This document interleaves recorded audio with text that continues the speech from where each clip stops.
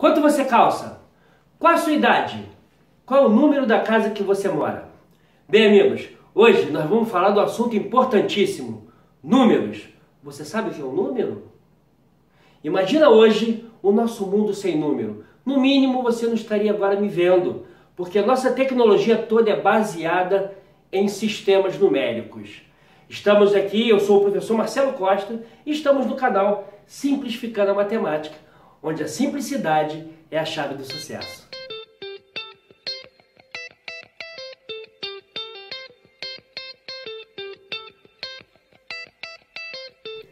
Desde os primórdios da civilização, o homem já tinha necessidade de contar.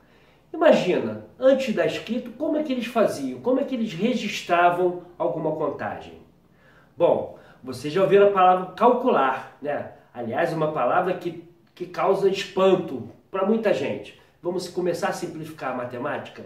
Calcular significa contar pedras. Pedras, exatamente, cálculo é pedra. E olha que não é aquele cálculo renal. Imagina os nossos rios fazendo várias operações aritméticas. Mas não é isso não, meus amigos.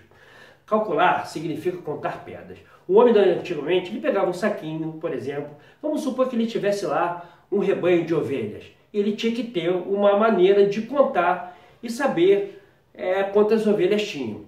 Então ele pegava um saquinho e colocava, cada ovelha que ele soltasse no pasto, ele colocava uma pedrinha dentro do saquinho. Cada ovelha que voltava no final do dia, ele tirava uma pedrinha de dentro do saquinho.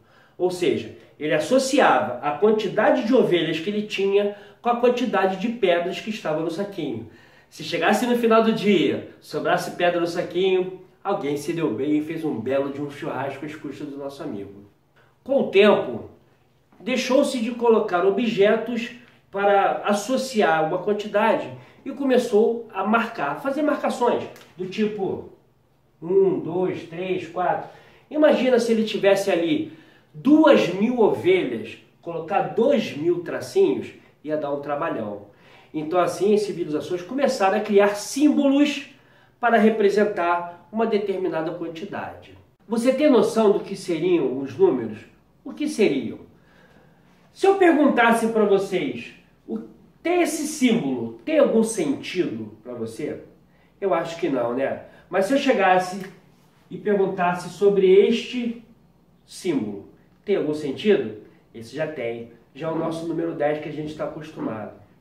Pois bem, amigos, o homem primitivo, ele não tinha consciência da escrita. Para ele, olhar para isso e olhar para isso, dava na mesma. Mas ele tinha noção de quantidade.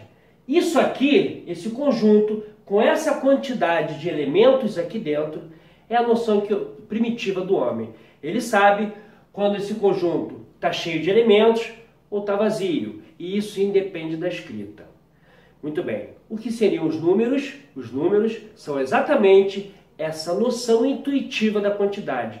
Portanto, é algo abstrato. Agora, como representamos essa quantidade?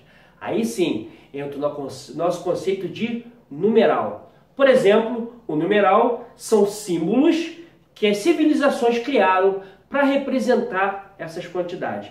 Nesse caso, essa quantidade de 10 elementos foi representada pelos indo-arábicos, os hindus e os árabes criaram esse sistema aqui com 9 algarismos para poder representar. Mas não tem só eles, eu tenho várias maneiras de representar. Por exemplo, os romanos representavam com letras, e essa letra, o X, representa também esta mesma quantidade. Aqui os maias também representavam esta quantidade com 2 tracinhos dessa forma. E não posso deixar de falar dos egípcios, né? Uma civilização antiga que também já representavam a mesma quantidade, assim com esse símbolo, parecendo uma ferradura.